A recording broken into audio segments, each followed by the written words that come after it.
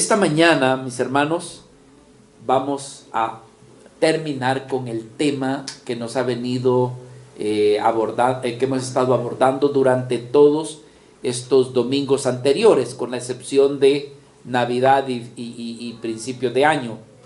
Pero hemos estado hablando de qué significa la iglesia. Y hoy vamos a hablar de un tema, como dicen, algo espinudo. Un tema que casi los pastores no les gusta tocar, porque muchas veces, hermanos, ellos han tomado una determinación en el sentido de el gobierno en la iglesia, que no quieren que la iglesia conozca que hay otros tipos de gobierno. Ya les estoy diciendo a ustedes de qué se trata la administración o la enseñanza de esta mañana, y es la iglesia y su gobierno. Entonces, la iglesia tiene un gobierno, así es, donde el jefe supremo es nuestro amado Señor Jesucristo. ¿Verdad? Entonces, hermanos, hoy vamos a tocar este tema, y yo sé que para algunos es desconocido. Yo estoy consciente de eso. Y entonces le va a ser de provecho si abren su corazón y su mente, por supuesto. El texto que vamos a utilizar también es un texto muy controversial, por el hecho que tiene tres interpretaciones.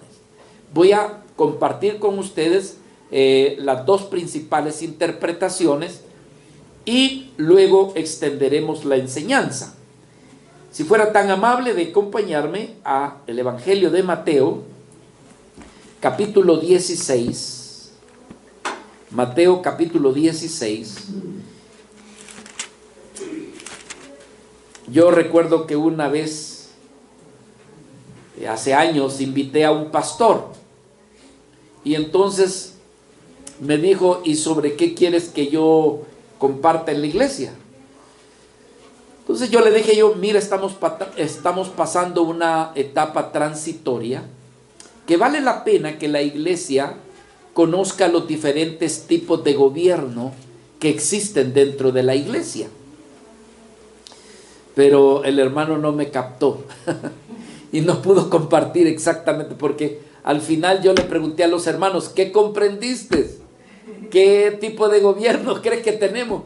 Y se quedó, hermano, sin saberme explicar, sin saberme decir qué y cómo estamos. Entonces yo pretendo, si el Señor me ayuda, que usted pueda comprender cuál es el gobierno de la iglesia. Entonces, que Dios me ayude, y yo le pido que usted ore por mí. Dice aquí la escritura, Mateo capítulo 16, versículo 18. Yo también te digo que tú eres Pedro, y sobre esta roca edificaré mi iglesia, y las puertas del Hades no prevalecerán contra ella. Y a ti te daré las llaves del reino de los cielos, y todo lo que atares en la tierra será atado en los cielos, y todo lo que desatares en la tierra será desatado en los cielos. Oremos. Padre, en esta mañana invoco tu nombre. Después de que te hemos alabado, Señor, gracias por permitirnos hacerlo. Te pedimos que en esta oportunidad me ayudes a mí, Señor, a poder explicar tu palabra. Pero, Señor, yo sé de que aunque yo la explique, nuestros corazones, si están cerrados, si están vedados, por más que alguien lo explique tan claro, sabemos que no será comprendido. Por lo tanto, te pedimos que tú intervengas de tal manera, Señor, que tus hijos, los que han de escuchar tu palabra, la comprendan, y también, Señor, puedan tener claridad de tu verdad. Bendícenos a todos los que estamos aquí presentes, como los que están ausentes y están viendo y oyendo este mensaje. En el nombre de Jesús te lo pedimos. Amén y amén. Amén. Se conoce esta porción como la confesión de Pedro. Nuestro Señor Jesucristo está delante de los 12 discípulos. Los 12 están allí. Y entonces, hermanos, el Señor les hace una pregunta, y la pregunta es, bueno, ¿qué dice la gente de quién soy yo? Y todos comenzaron a deambular, a dar su opinión. Algunos dijeron que era Elías, otros que eran Jeremías, y otros dijeron que ha de ser alguno de los otros profetas que como que está dentro de ti y tú eres ese.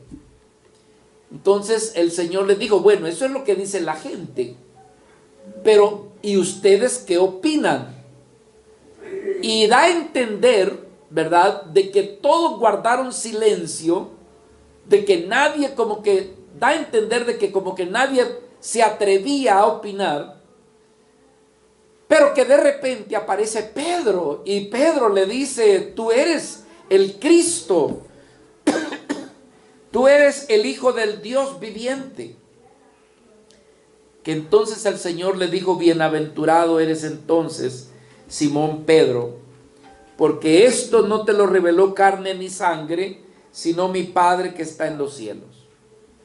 Y yo también te digo que tú eres Pedro, y sobre esta roca edificaré mi iglesia, y las puertas del Hades no prevalecerán contra ella. Y a ti te daré las llaves del reino de los cielos. Este texto ha sido un texto muy controversial. Controversial en el sentido de que la Iglesia Católica es este versículo el que toma como base, como fundamento, como de donde se parte para establecer lo que se conoce como el papado, ¿verdad? Se dice de que Pedro fue el primer papa, y entonces se toma este versículo. Ya lo vamos a explicar. Lo que sí es importante, hermanos, es ver cuánto nuestro amado Señor Jesucristo ha amado a su iglesia. Todos estos días hemos estado viendo cómo es que a través de una manera metafórica el Señor nos presenta qué es la iglesia para Él. Como queriéndonos decir, vale tanto mi iglesia, que yo la considero como mi esposa, que yo la considero como mi templo, que yo la considero como mi casa, que yo la considero, como parte de mi cuerpo. O sea, hay tanta manera de cómo el Señor a través de su palabra nos presenta la iglesia, pero todo se resume en una sola cosa, en el gran afecto y en el gran amor que nuestro Señor Jesucristo tiene por su amada iglesia.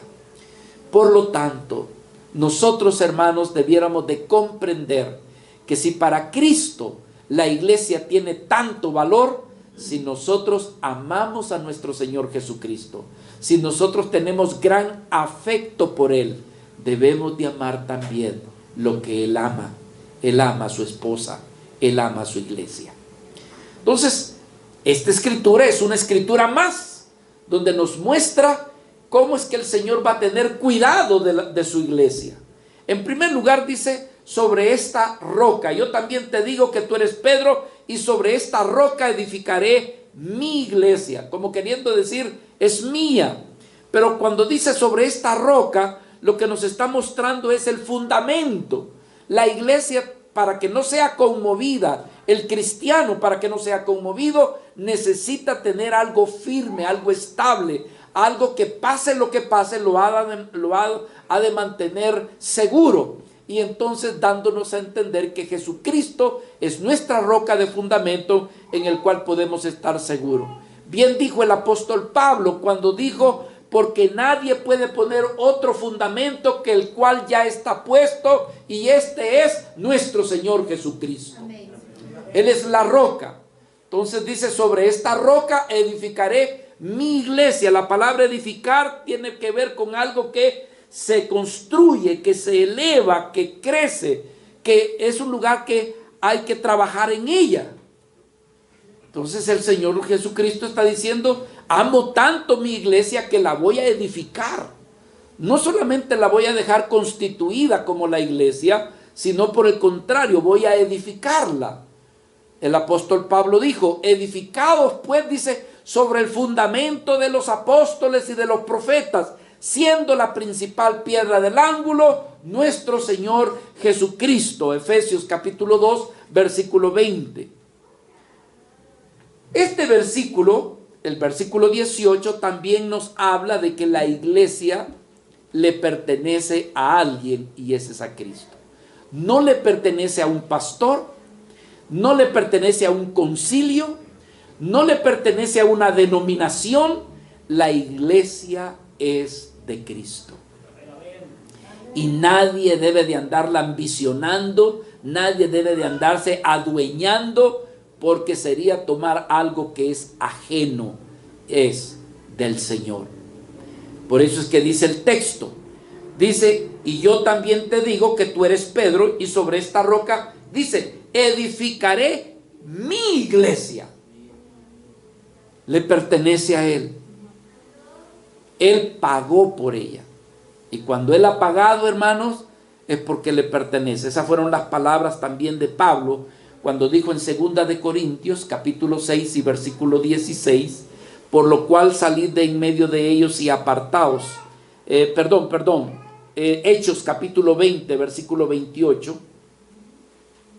Dice, por tanto, mirad por vosotros y por todo el rebaño en que el Espíritu Santo os ha puesto por obispos, para apacentar la iglesia de ¿quién? Dice, la iglesia del Señor, la cual Él ganó por su propia sangre. Entonces, hermanos, nos está hablando por primera vez la palabra eclesía. Esta es la primera ocasión que nuestro Señor Jesucristo usa ese término, la palabra iglesia, y significa la palabra iglesia tal. Perdone que se lo diga porque ya lo hemos estudiado todo este tiempo. La palabra iglesia significa aquellos que han salido y ahora forman parte de nuestro Señor Jesucristo. Volviendo al punto, hermano, de la interpretación, porque este es algo muy importante que usted debe de saber y entender. Para la Iglesia Católica, este texto que dice, a ti te digo que tú eres Pedro y sobre esta roca edificaré mi iglesia, y tomando aunado el versículo 19, cuando dice, a ti te daré las llaves del reino de los cielos, y todo lo que atares en la tierra será atado en los cielos, y todo lo que desatares en la tierra será desatado en los cielos. Este texto es el que la Iglesia Católica reconoce como lo que se llama la sucesión apostólica. ¿Y qué es la sucesión apostólica? Que bueno, nuestro Señor Jesucristo es a Pedro el cual le delega la autoridad de la iglesia. Entonces la Iglesia Católica, a partir del año 400, donde prácticamente se establece de una manera más clara y definida el papado, reconoce, según ellos, con este texto, que Pedro ha sido el primer papa. ¿Por qué? Porque el hecho de que a alguien se le diga que a ti te daré las llaves del reino, se le está delegando autoridad de cuidado. Es como quien dice, mira, te dejo las llaves de la casa, yo me voy, y entonces tú cuidas, tú eres el que vas a estar al frente de esta casa, y entonces yo voy a regresar. Pero hermanos, en realidad, bueno, por otro lado dice, con esas llaves tú puedes atar y desatar. Y ahí es donde dice, bueno, entonces, está claro, Pedro fue el primer papa. Pero no, hermanos, usted debe de comprender qué significa aquello de la llave y qué es lo que significa de lo que es atar y desatar. Esto es bien importante que usted lo comprenda. Nosotros los cristianos comprendemos que las llaves tienen que ver con el evangelio. Las llaves tienen que ver con el conocimiento, un conocimiento que ha estado cerrado, pero que el evangelio abre el corazón para que las personas puedan poder entrar en el reino de los cielos. No predicar el evangelio, no exponer la verdad, no traer la enseñanza, es no permitir que las personas no crean en el evangelio y por lo tanto no tengan la oportunidad de arrepentirse, de convertirse, ni de entrar en el reino de los cielos. Pero me dice, pastor, ¿pero cómo puede usted comprobar esto? Bueno, miren, hay un texto en el Evangelio de Lucas, capítulo 11, versículo 52, que nos habla cómo es que la llave nos habla de tener conocimiento. Conocimiento, y en este caso se está hablando del Evangelio. Si bien es cierto que en ese momentito a Pedro se le dijo, a ti te daré, pero más adelante nos damos cuenta que darle la oportunidad de predicar el Evangelio fue una autoridad compartida también para los otros 11 discípulos. No solamente fue para Pedro, sino que también para los 12 discípulos. Y por qué no decirlo, más adelante también la iglesia tendría la oportunidad de ser una iglesia apostólica. En otras palabras, ser una iglesia que también podía predicar el Evangelio. Vea, por ejemplo, la amonestación de nuestro Señor Jesucristo, donde nos habla que la llave tiene que ver con comprensión de entendimiento, de luz. Lucas 11:52. Hay de vosotros, ¿qué dice? Están conmigo, ¿verdad? Intérpretes de la ley, porque habéis quitado la llave de la ciencia, y vosotros mismos, por no tener la llave adecuada, no vas a poder entrar, y a los que entraban también se lo estás impidiendo. Entonces se da cuenta, está hablando de el conocimiento, de la ciencia. Cuando nos habla de que Pedro tendría las llaves, tendría el Evangelio. Una de las maneras más hermosas cuando él las usó fue allá en el tiempo de Pentecostés, donde Pedro, hermanos, habiendo sido bautizado y llenado del Espíritu Santo, bajó con autoridad del aposento alto y comenzó a predicar con denuedo, y se convirtieron más de 3,000 personas. Conocieron. Entonces vemos que Pedro fue, dijéramos, el principal que expuso la palabra del Señor. Así que, hermanos, ¿qué hace nuestro Señor? Esto de que solamente le habló a Pedro, no, porque más adelante vemos que es una autoridad compartida. Mateo capítulo 28 nos habla de cómo nuestro Señor Jesucristo le delega a sus apóstoles la predicación del Evangelio. Jesús se acercó, dice el versículo 8, y les habló diciendo: toda potestad me es dada en el cielo y en la tierra. Por tanto, id y haced discípulos a todas las naciones, bautizándolos en el nombre del Padre y del Hijo y del Espíritu Santo, enseñándoles que guarden todas las cosas que os he mandado. No está diciendo que te he mandado, que os he mandado. Y he aquí que yo estoy con vosotros todos los días hasta el fin del mundo. Entonces, hermanos, aquí es donde nosotros vemos surgir también un gobierno que le llamaríamos un gobierno delegado de Cristo sobre sus apóstoles. Y más adelante lo veríamos también sobre la iglesia. Entonces, hermanos, perdón.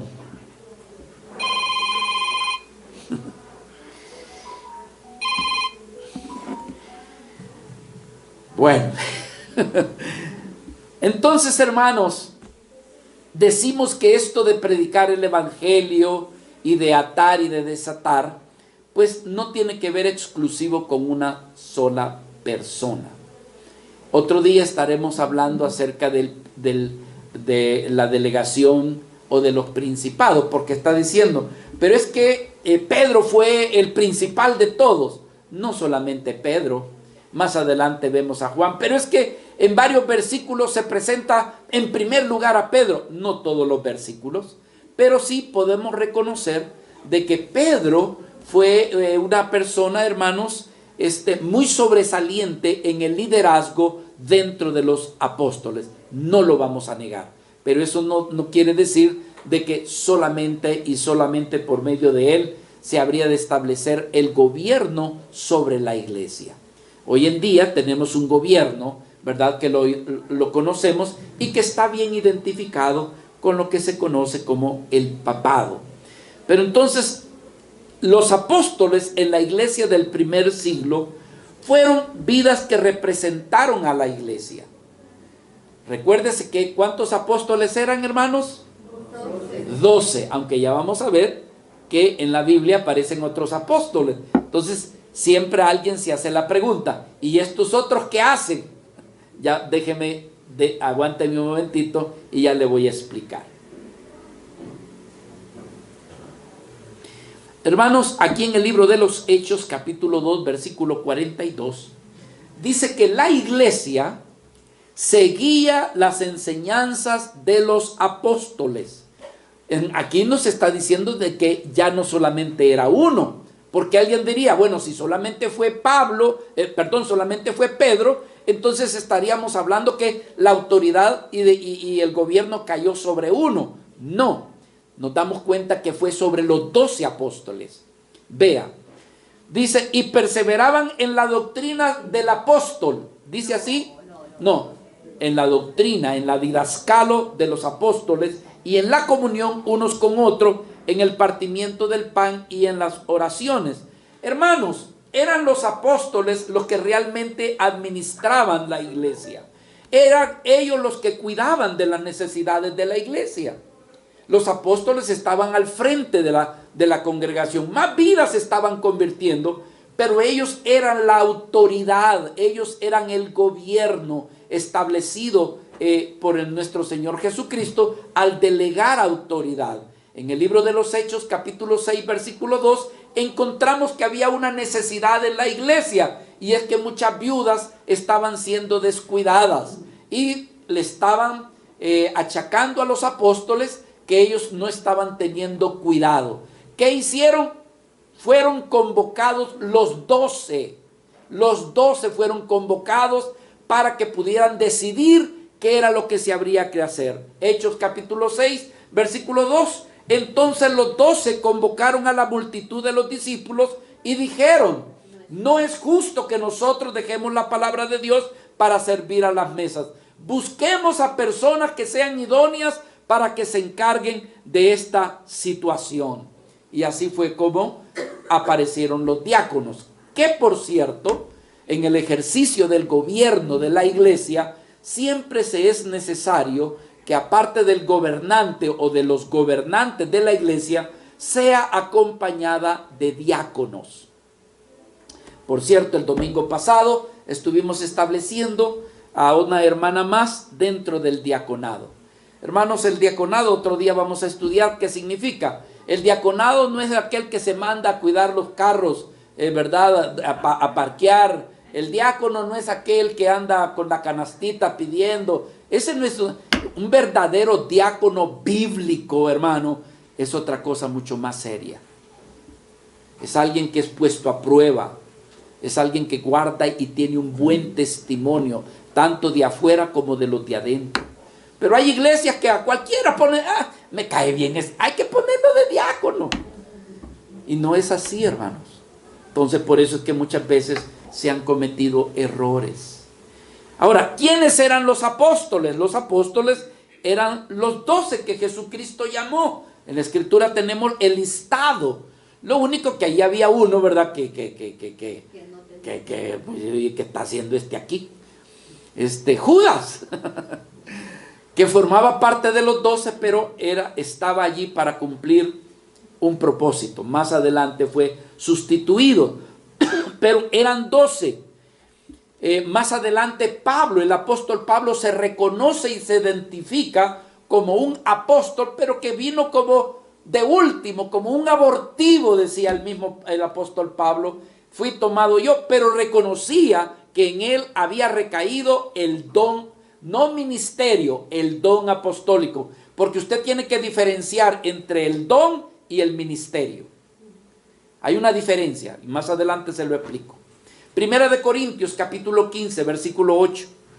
Y al último de todos dice, como un abortivo me apareció a mí, porque yo soy, dice, el más pequeño de qué, hermanos.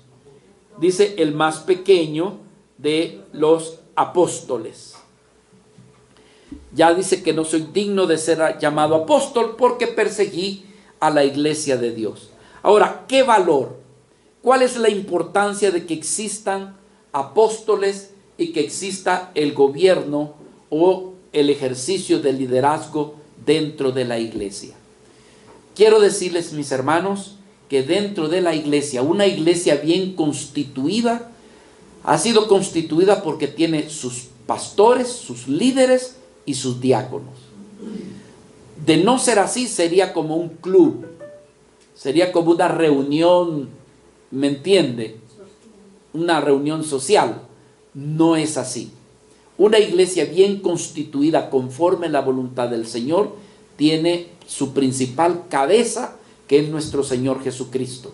Y en aquellos que se considera, ¿verdad?, por testimonio de la iglesia, por testimonio de otros líderes, ese líder se constituye como alguien a quien se le ha delegado autoridad para que pueda servir a la iglesia. Ahora, hablando del gobierno, ¿qué es el gobierno, hermanos? Miren, desde el punto de vista bíblico, un líder o el que gobierna la iglesia no se tiene que comprender como alguien que va a ejecutar dominio, poder sobre la iglesia. No, hermanos, aunque hoy en día es lamentable que alguien que ha llegado a ocupar un liderazgo, cuando menos sentimos, tiene apariencia de enseñoreamiento, ¿verdad? Actúa como que si fuera el jefe de los pollitos. Y realmente, hermano, el líder no está para ejercer dominio, sino para servir, sino que su función de líder es una sola: servir a Dios y servir a la iglesia del Señor. Y por otro lado también, con la palabra del Señor, establecer orden. No, eso sí ya no me gusta. Eso de ser ordenado, no, aquí, hermano, bien light, bien ligero, bien nice, bien, ¿verdad? No, pero también, hermanos, es bíblico que hay que poner orden. Y Él está allí, pero no, como dice Pedro, no por la fuerza, sino, ¿verdad?, con espíritu de humildad y de mansedumbre. Entonces, ¿cuál es la importancia? La importancia que existe, hermanos, radica en que realmente el pastor está para corregir también el error, o los líderes también están para corregir el error. Quiero que tome nota de estas 4 razones esenciales de por qué es que es necesario que la iglesia tenga líderes gobernantes. Número 1, hermanos, la Escritura nos enseña que es para la perfección de los creyentes. En la iglesia está siendo una comunidad que continuamente están viviendo personas nuevas en la fe, otros que van a medio camino y otros que ya avanzaron bastante. De estos 3 grupos, el pastor o el líder gobernante debe de tener cuidado, porque su trabajo es ayudarle a que el creyente crezca en el conocimiento de Cristo. Aquí va usted conmigo en Efesios capítulo 4, versículo 11, versículos anteriores. Se dice que nuestro Señor Jesucristo constituyó dones, y entre ellos estaban los apóstoles, profetas, maestros, evangelistas, ¿y qué más? Y pastores. Pero todos estos fueron constituidos para la edificación o el perfeccionamiento de los santos. Miren lo que dice la Escritura. Y él mismo, dice versículo 11, constituyó a unos apóstoles, a otros profetas, a otros evangelistas, a otros pastores y maestros, a fin, aquí está la razón de por qué debe de haber gobierno en la iglesia. ¿A fin de qué, hermanos? De perfeccionar a los santos para la obra del ministerio. El ministerio de la iglesia no es estar sentado oyendo sermones. Ese no es el ministerio. El ministerio de la iglesia es averiguar, es saber distinguir a qué hemos sido llamados cada uno de nosotros para glorificar el nombre de nuestro Señor Jesucristo. Pero eso lleva trabajo, eso lleva enseñanza, eso lleva dedicación, eso implica discipulado, eso implica exponer la palabra del Señor para que aquel neófito pueda ir creciendo y desarrollándose. Segunda razón del gobierno, de por qué se necesita el gobierno o liderazgo dentro de la iglesia, es para que la iglesia sea protegida de la equivocación, del error, ¿verdad? Que no se vaya a desviar de la verdad.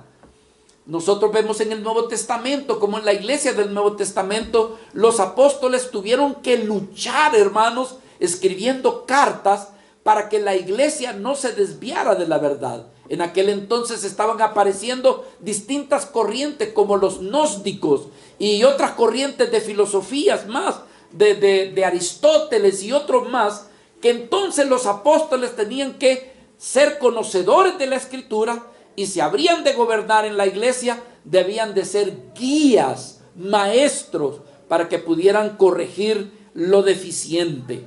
Miren lo que dice aquí Pablo en Efesios capítulo 4, versículo 14. Para que ya no seamos niños fluctuantes, llevados por cualquier tipo de doctrina y por trampa o estratagema de hombres que para engañar emplean con astucia, ¿qué dice? La artimaña del error. Entonces se necesita un gobierno, se necesita un liderazgo, se necesita que se ejerza. ¿Por qué, hermanos? Porque esa vida va a ser una defensora de la verdad, una defensora del evangelio.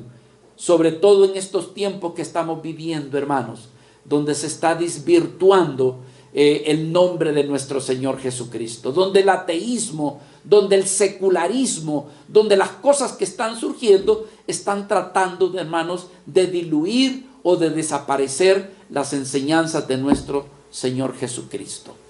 Una tercera razón de por qué se necesita un gobierno dentro de la iglesia es para establecer orden y también para que se pueda administrar las necesidades que existen dentro de la iglesia. El pecado, hermanos, ha producido en nosotros actitudes de rebeldía. El pecado dentro de nosotros, con nuestro egoísmo y orgullo, hace que nuestras vidas no les guste sujetarse. Pero es aquí donde aparece el liderazgo. Es aquí donde aparece el gobierno.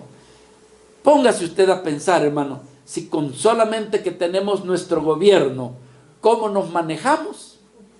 Ahora quite usted el gobierno de esta nación y ya usted sabe que esto va a ser un caos. Lo mismo sucede dentro de la iglesia. Si dentro de la iglesia no hay un líder, no hay un gobernante, no hay alguien que diga, mira, así dice el Señor en su palabra, entonces la gente va a querer hacer lo que le da a su regalada gana. Entonces necesita que haya un líder, necesita que haya un pastor, ¿verdad? Para arreglar conflictos, para arreglar problemas, dificultades. Pero lo otro, hermanos, alguien diría, ¿y cómo debería de ser un hijo de Dios? ¿Cómo debiera de conducirse? Los apóstoles eran un reflejo del carácter de nuestro Señor Jesucristo. En otras palabras, hermano, los que gobiernan la iglesia tienen un gran desafío. ¿Cuál es el desafío? Ser modelo, ser ejemplo, ¿verdad? Y eso es lo que debe de luchar todo líder, hermanos, porque ningún líder es perfecto. Hermano, hubo un momento en que Pablo tuvo que llamarle la atención a Pedro. ¿Sabía usted eso? Y siendo Pedro uno de los principales apóstoles, lo corrigió, le dijo, eres hipócrita, porque con los gentiles te comportas de una forma y con los judíos te comportas de la otra. Que me dijeran eso a mí, hermano. Ay, se me termina de caer el pelo, ¿verdad?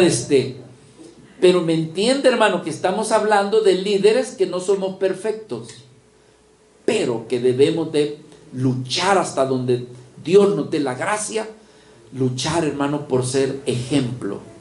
Que la iglesia dice, ¿cómo es el matrimonio del pastor? Ah, no, si la esposita mala cara le hace al pastor. No, la esposa ni se le sujeta. Entonces dice, Ellos están viendo un modelo, no sé si me comprenden, hermano.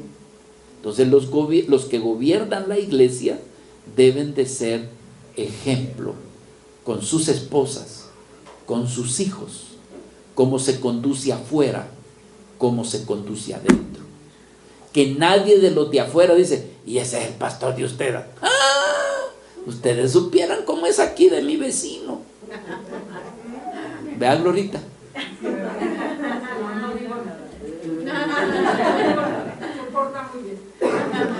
¿Me entienden, hermanos? Entonces, todos los apóstoles deberían de modelar y de ser ejemplo. Entonces, por esa razón están allí, hermanos. Entonces, aquí hay una pregunta del millón, porque miren qué rápido se pasa el tiempo. ¿Qué pasaría si estos apóstoles murieran? ¿Qué pasaría? Bueno, pues entonces, como yo soy apóstol, voy a pasarle la unción de apóstol a otro.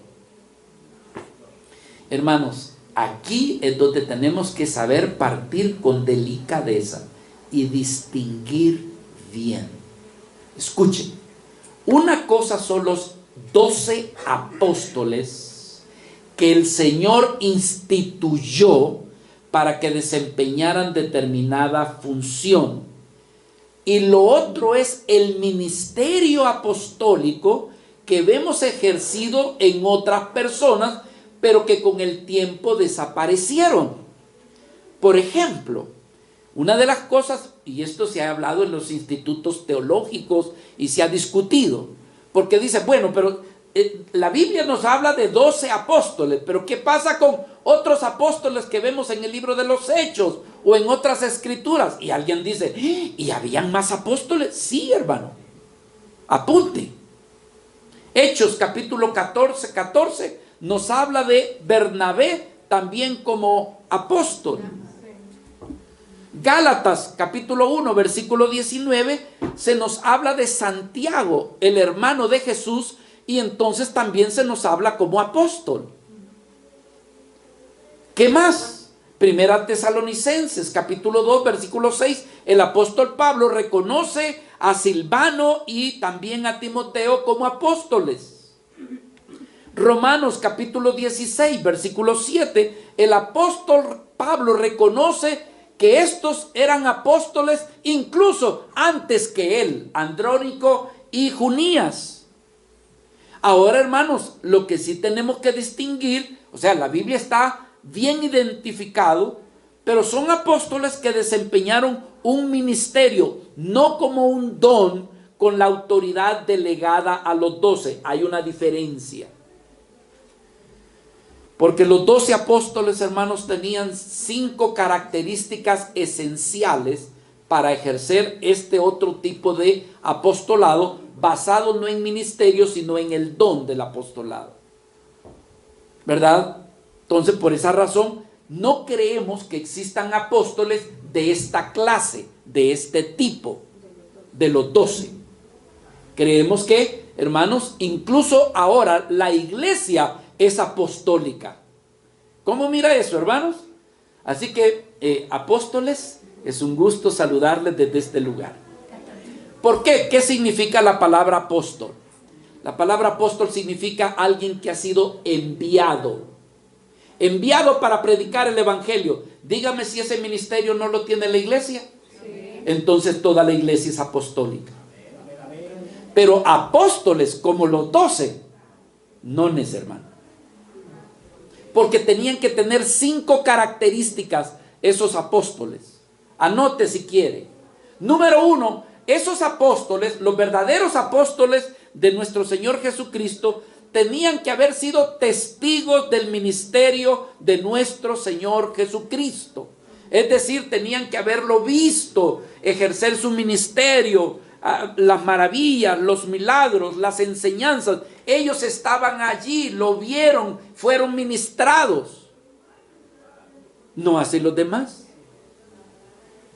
Característica número 2, haber sido testigos de la resurrección de nuestro Señor Jesucristo. Hechos capítulo 1, versículo del 21 al 22. O sea que estos apóstoles fueron testigos de que ese Jesucristo que anduvo predicando y haciendo milagros fue crucificado, pero no solamente fue muerto crucificado, sino que son testigos de que Él había resucitado.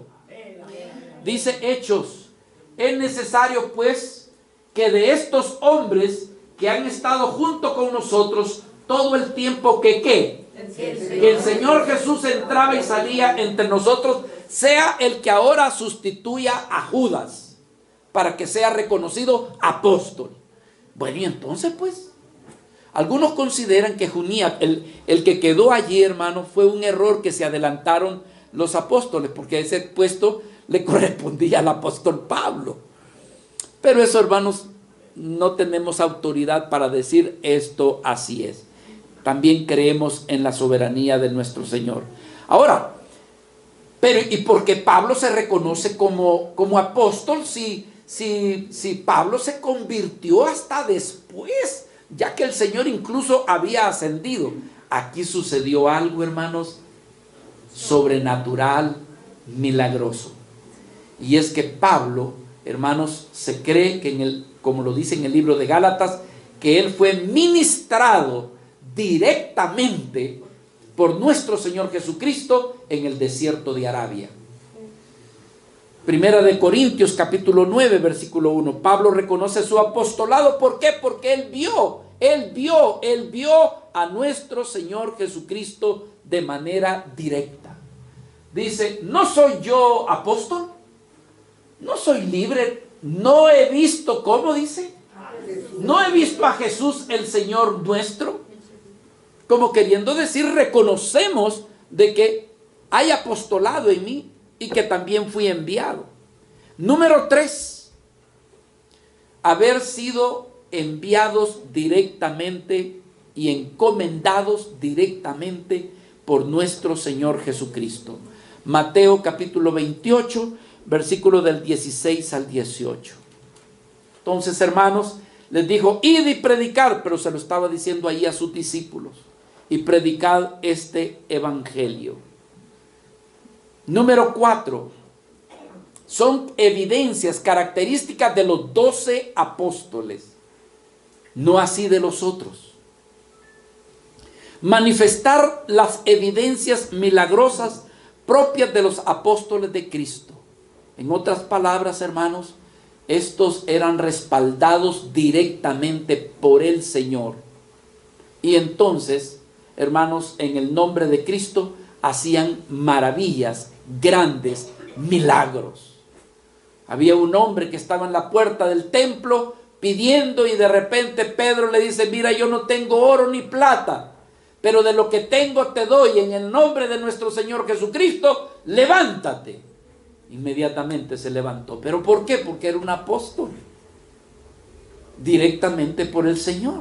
Entonces, estas son las cualidades de un genuino apóstol, de un verdadero apóstol. Otra de las características que se suma a las 4 es que eran fundadores de nuevas iglesias, y aparte de eso padecían por el evangelio. Los apóstoles que están apareciendo hoy en día, hermano, se adueñan de iglesias que ya están establecidas.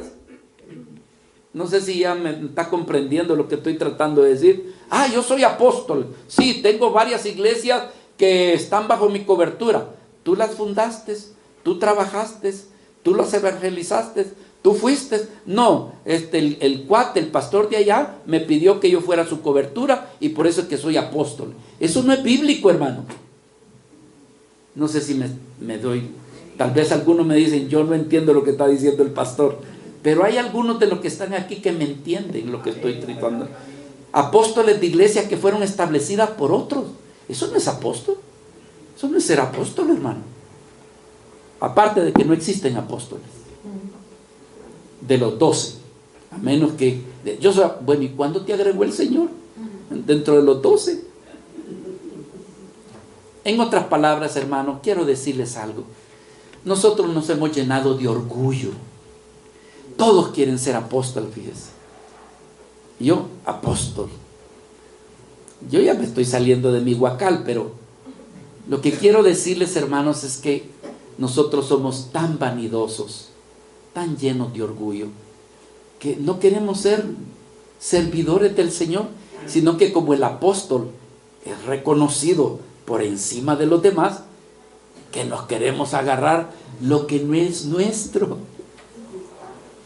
sino que le pertenece al Señor. Y si apóstol quiere ser, pues todos somos apóstoles, porque todos somos mensajeros del Evangelio de nuestro Señor Jesucristo. Amén.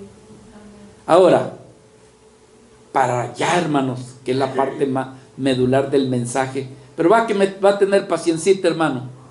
Sí, amén, pastor. Amén, amén, amén. Aquí venimos al punto. Este es el punto delicado. Este es el punto donde muchas iglesias no saben diferenciar. ¿Cuál y cómo es el gobierno de la iglesia entonces? ¿Cómo debe de gobernarse? Hermanos, hay tres tipos, escuche bien, hay tres tipos de gobierno que se logra identificar dentro de las Escrituras. Tres. Ahora, que en este mundo en el que vivimos hay otros que le han agregado otro sistema de gobierno, un gobierno de corte administrativo, con otro tipo de conocimientos, eso es otra cosa. Se le llamaría un gobierno extrabíblico, fuera de la Biblia, un sistema humano. Pero si vamos a hablar del gobierno de la iglesia, hermanos, la Escritura vislumbra tres tipos de gobierno. Y cada iglesia habrá de tomar una decisión qué tipo de gobierno es con el cual quieren dirigirse. Distinguimos que algunos tienen su ventaja, otros tienen su desventaja, y en algunos, hermanos, diríamos no hay ganancia sino pérdida. Pero déjenme exponerle humildemente hasta donde yo he comprendido los tres tipos de gobierno que la iglesia aparece en la Biblia. ¿Por qué hablo de esto? Porque nosotros tenemos que elegir qué tipo de gobierno es el que vamos a tener.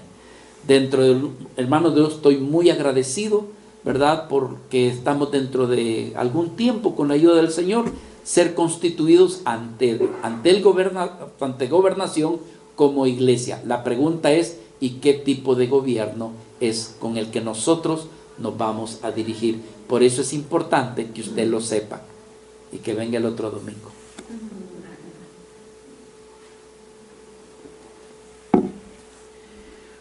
El primer gobierno bíblico que vemos en la Escritura se le llamaría un gobierno episcopal.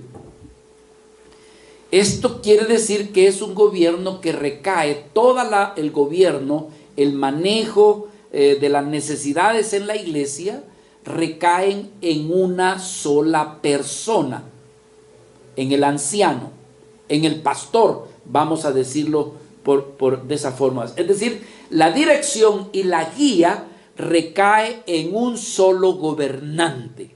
Todos los demás se sujetan, todos los demás se someten, porque hay uno solo. Esto es lo que sucede dentro de la Iglesia Católica. ¿Quién es el mero mero? El Papa. Y lo que él diga se acepta porque se acepta. Se acepta que de aquí en adelante ya no existe limbo. Y todos los que creían en el limbo. No dice, pero el Papa dijo que de aquí en adelante ya no existe. Y ya no existe. Otro dijo, el último Papa que ha dicho cuál es el mensaje del Papa, que María no es mediadora. ¡Ay! Pero esto se ha hecho un alboroto dentro de la iglesia. Hoy la iglesia está dividida, la iglesia católica. ¿Por qué? Porque hoy el Papa ha establecido que en realidad la Virgen María no es mediadora. Y hermano, esto ha ocasionado una gran dentro de la iglesia católica. ¿Por qué? Porque es el máximo líder. Y quiero decirle que en la iglesia cristiana evangélica también existe eso. De repente aparece donde uno es el líder y cuidado si toca al ungido de Jehová. ¿Me entiende? Porque es el propio. Usted no lo puede tocar. Y entonces eso tiene desventajas. Los creyentes laicos, por así llamarle, aunque no me gusta ese término, no tienen razón ni voto en los asuntos de la iglesia porque hay uno solo el que lo dirige. Y si de este manan otras iglesias, este sigue siendo gobernante. No sé si me está comprendiendo. Puede que de esta iglesia salgan otras más iglesias, pero él sigue siendo el gobernante. Y los otros se sujetan a él y él es la cobertura. ¿Captan eso? Entonces eso se da también dentro de las iglesias cristianas evangélicas. Yo vengo de una de esas, por cierto, donde estaba el líder central y todas las demás iglesias se dependían de esa autoridad. Ellos le llaman cobertura. Eso no existe en la escritura, hermanos. Segundo tipo de gobierno. Si tienen preguntas al respecto, hágalas. Es válido. El otro tipo de gobierno se conoce como el gobierno plural, demócrata o iglesias congregacionalistas. ¿A cuántos les gusta la democracia, hermanos? La democracia. ¿Cuántos demócratas hay aquí? ¿Ah? Todos votamos, todos participamos, todo se hace con equidad, todos juntos, todos. Vamos a votar. ¿Qué decisión se va a tomar? Votemos todos. Entonces, hermanos, aquí es donde cada iglesia local es una iglesia completa e independiente de las demás iglesias. ¿Ve? O sea, cada iglesia está establecido, se conoce como iglesias locales, pero el gobierno de la iglesia se incluye que sean los miembros los que participen en las decisiones de la iglesia. Entonces, hermanos, todos los funcionarios dependen totalmente de la iglesia. Es decir, donde el pastor dice, iglesia, necesitamos hacer esto. ¿Cuántos están de acuerdo? Todos levantan la mano. ¿Cuántos no están de acuerdo? Y hay algunos. Hermanos, necesitamos tomar una decisión, pero queremos ver si la mayoría está de acuerdo. Ese tipo de gobierno se llama un gobierno congregacionalista o plural, donde todos participan. ¿Ha oído aquel dicho que dice donde muchos gallos cantan? ¿Ha oído ese dicho? Ah, pues es mío. Lo que estoy tratando de decir, hermanos, que este tipo de gobierno lo vemos aplicado en la iglesia de Corinto. Allí es donde usted distingue este tipo de gobierno. Y era la iglesia que más problemas había. Por cierto, vamos a tener un estudio a partir del otro domingo. Vamos a empezar a estudiar la primera carta a los Corintios y vamos a descubrir que esta carta era una iglesia que necesitaba ser corregida. ¿Por qué? Porque era muy liberal. Imagínense, hermanos, ¿cómo es esto? Usted es el pastor de su casa. Le gusta eso, ¿verdad? Soy el pastor de mi casa. Tengo mis feligreses, son mis hijos, ¿verdad? Tengo un adulto de 18 años, tengo una jovencita de 12 y tengo una niña de 5 años. Entonces, soy el pastor de mi familia y yo le digo a mi familia, vamos a decidir si vamos a comprar este carro que a mí me gusta. ¿Cuántos están de acuerdo? Y entonces a los que les favorece, dice, a mí no, ese carro no me gusta. El intermedio dice, bueno, ahí lo que diga mi papá. Y el más chiquitito, si yo ni sé cómo es el carro. No, pero aquí somos democráticos. Voten todos. No sé si me estoy dando a comprender. que cuando en una iglesia, hermanos, se quiere dirigir por democracia, hay unos hermanos que tienen madurez espiritual, hay otros que tienen menos madurez espiritual, y hay otros que son bebitos espirituales y los van a poner a votar. ¿Y qué tal si la mayoría son bebitos y la mayoría gana, hermanos? ¿Cómo ve usted eso? Ah, no, pero es que aquí la democracia es lo que vale. ¿Se da cuenta? Eso era lo que pasaba en la iglesia de Corinto. Y vemos el tipo de gobierno. Por supuesto, hay textos donde vemos eso. Ahora, por causa del tiempo, pero otro día yo me voy a ampliar, existe el tercer gobierno. Por ejemplo, el primer gobierno, disculpe que retroceda un poco, lo vemos ejercido por el apóstol Pablo. Cuando estamos hablando de un gobierno, hermanos, episcopal. Pablo, por ejemplo, fundó a iglesias y todas las iglesias le consultaban a Pablo. Entonces vemos un gobierno donde Pablo era el apóstol y le rendían cuentas al apóstol Pablo. Él se preocupaba por las iglesias. Él estaba dándoles cobertura a las iglesias. Entonces vemos un gobierno donde están pendientes del apóstol Pablo. Pero Pablo, hermanos, sabiendo de que no iba a ser eterno, él estableció lo que nosotros diríamos un tercer tipo de gobierno. Y este gobierno es el que es conocido, hermanos, como gobierno de presbíteros, que allí es donde vamos. Gobierno de ancianos o de presbiterios. ¿Qué quiere decir? Donde Pablo, por ejemplo, en la iglesia de Éfeso, habían varios pastores, no era uno solo. Y la iglesia estaba siendo dirigida y administrada no solamente por un pastor, sino habían varios. Y que las decisiones que se habían de tomar se tomaban a nivel de ancianos, de gente madura, de gente espiritual, de gente con conocimiento de la palabra. A ese nivel se tomaban las decisiones que le convenía a la iglesia. ¿Por qué? Porque la iglesia estaba compuesta de gente grande espiritualmente, mediana espiritualmente y bebitos espiritualmente. Pero entonces aquellos que habían sido constituidos como ancianos, como episcopos, pero varios, plural, entonces, hermanos, la iglesia confiaría de que ellos están tomando las mejores decisiones para el bienestar de la iglesia. Por supuesto, entre ellos habían quizás uno que era el principal, pero todos los demás, hermano, él no era absoluto, sino que todos los demás participaban con él, ¿verdad? Un colegio donde se tomaban las decisiones.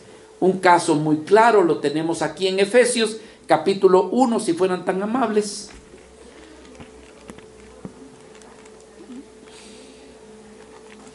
Donde Pablo les habla, déjenme ver, Efesios capítulo 1, no, creo que es, disculpen hermano, estoy tropezando.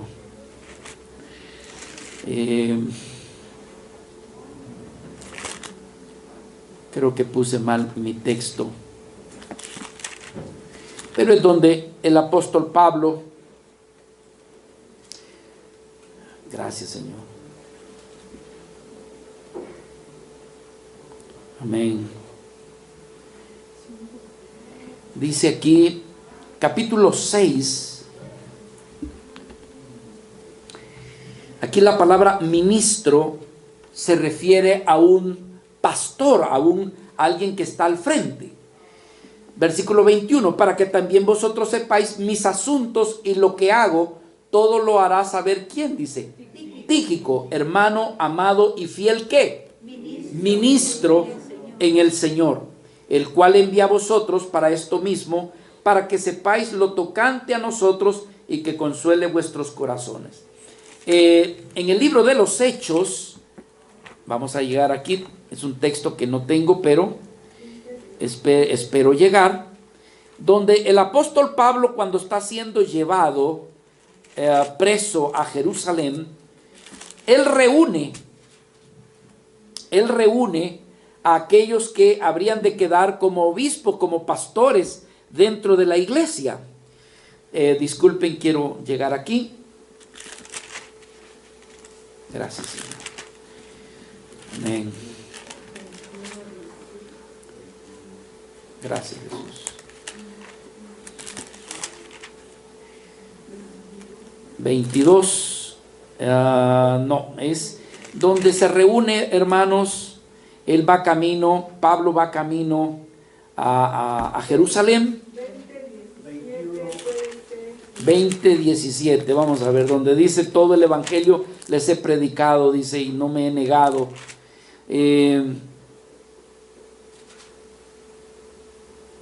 Aquí está. Discurso de despedida de Pablo, versículo 17. Gracias, mi hermana. Dice: enviando pues desde Mileto a Éfeso, hice llamar a quienes, dice. A los ancianos de la iglesia. La palabra ahí es episcopos. Entonces no es anciano de viejito, ¿verdad? Voy a llamar a los viejitos. No, ancianos en cuanto a madurez. Entonces dice: hice llamar a los ancianos de la iglesia. Se reunieron allí con él. Entonces, amados hermanos, este tipo de gobierno, Pablo como que lo delega para que a partir de él, que va a quedar preso, ellos puedan gobernarse entre ellos mismos, pero a través de los pastores o de los ancianos. Yo estoy terminando y quiero decirles lo siguiente, mis hermanos. Esto es lo que pretendemos con la ayuda del Señor. No tener un gobierno de un episcopo, o sea, de un líder, un solo pastor, gobernante. Tampoco queremos aplicar la democracia para, ¿verdad?, un gobierno congregacional, sino que queremos tener, hermanos, lo que hemos anhelado, tener un gobierno repartido.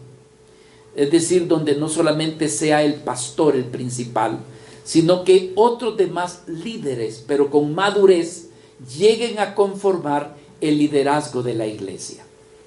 Hermanos, esto es lo que creemos que es lo más adecuado para que una iglesia sea dirigida de una manera sana. ¿Ve? Porque quiero decirles, hermano, ahora, ¿qué ventajas hay? ¿Qué ventajas hay de que varios líderes sean, o sea, líderes maduros, pastores maduros, estén gobernando la iglesia? Déjenme compartirles rápidamente 4 razones de por qué la iglesia habría de ser bendecida si hubiesen varios pastores y líderes maduros dirigiendo la iglesia. Número 1, por causa de sabiduría y de experiencia que estas personas que tienen de haber caminado con el Señor por años, ellos han acumulado experiencia. No es lo mismo a alguien que no sabe qué es pastorear, qué es estar al frente, de alguien, hermanos, que ya caminó varios kilómetros y sabe de lo que son las pruebas, sabe de lo que son las dificultades y que conoce las luchas de los creyentes que han pasado o que pudieran estar pasando. Un anciano tiene más madurez, quiero decirlo esto con humildad, pero tiene más experiencia como para hacerle de ayuda a la iglesia. Tiene una mejor perspectiva. Otra ventaja, hermanos, es que ellos pueden rendirse cuentas los unos con los otros. Se le llama a esto el contrapeso del liderazgo. ¿Eso qué quiere decir? Imagínense que yo soy el líder absoluto de esta iglesia y me equivoco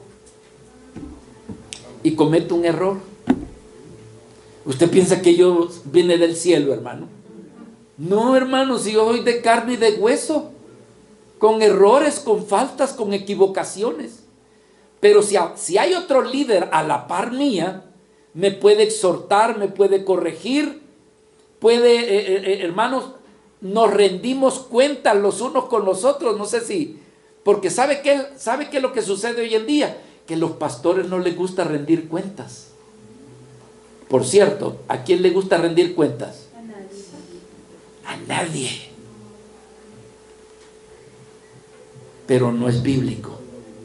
Nosotros, por eso yo pretendo el domingo que viene, hermanos, compartir algo que tiene que ver con rendirle cuentas a la iglesia. Pero quisiéramos, ore usted porque Dios levante ancianos, maduros, temedores de Dios, no con ambiciones, y que pueda acompañar al pastor para que juntos, y entre más, mucho que mejor, para poder dirigir a la iglesia. Esto se conoce como gobierno de presbiterio. La palabra presbúteros viene también de la palabra anciano.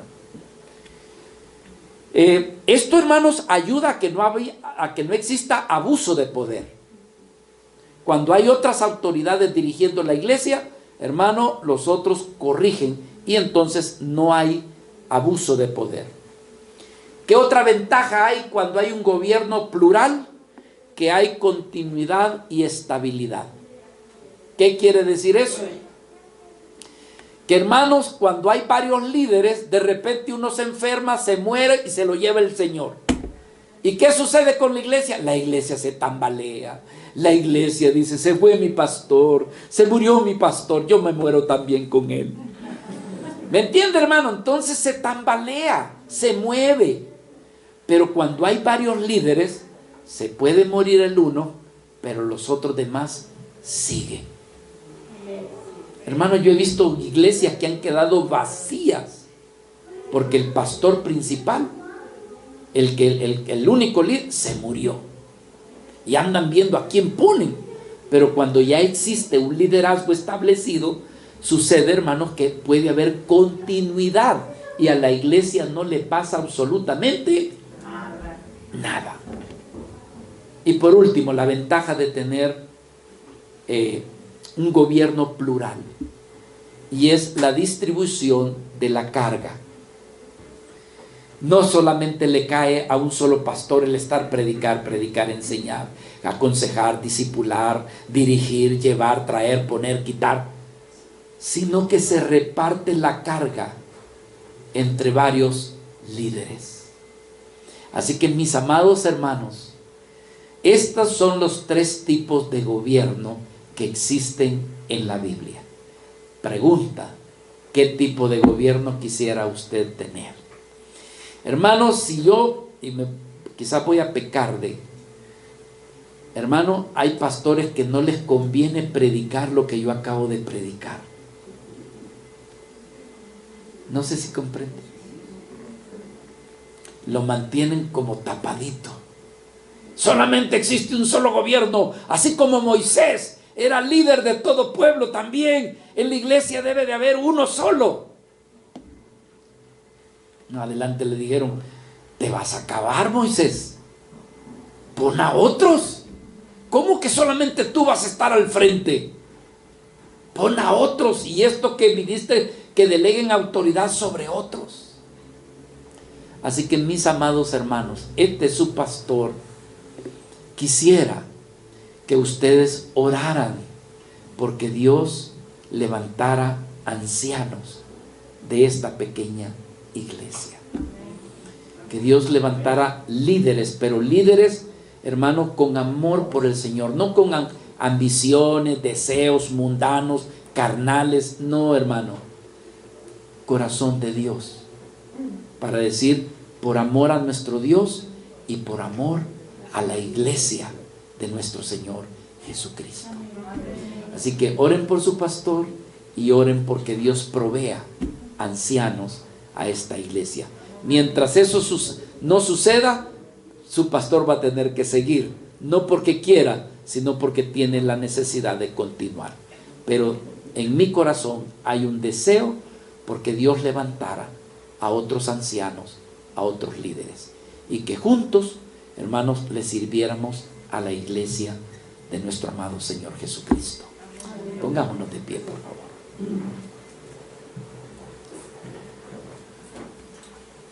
Padre, con humildad, Señor,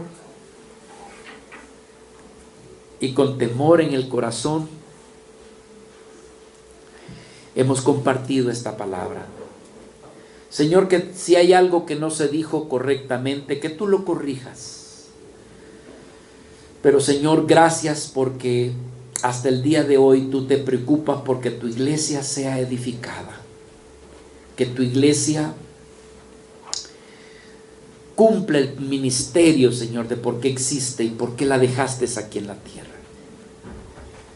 Señor, gracias porque somos tus hijos. Gracias porque nos has dado una iglesia donde oímos tu palabra, escuchamos tu enseñanza. Oramos porque tu Espíritu Santo siempre intervenga y nos ayude a comprender de una mejor manera tu voluntad. Bendice a tus hijos que son tu iglesia, Señor.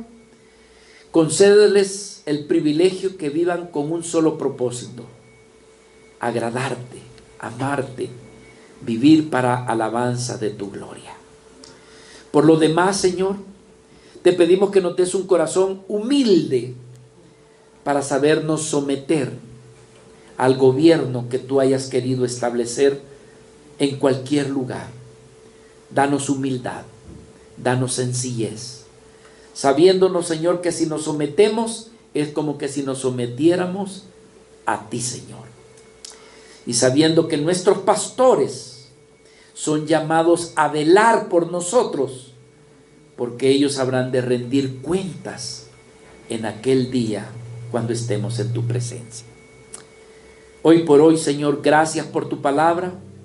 Ayúdanos a desechar lo que no es útil, pero también, Señor, a retener aquello que es de valor. Señor, así te lo pedimos, en el nombre de Jesús. Amén y amén.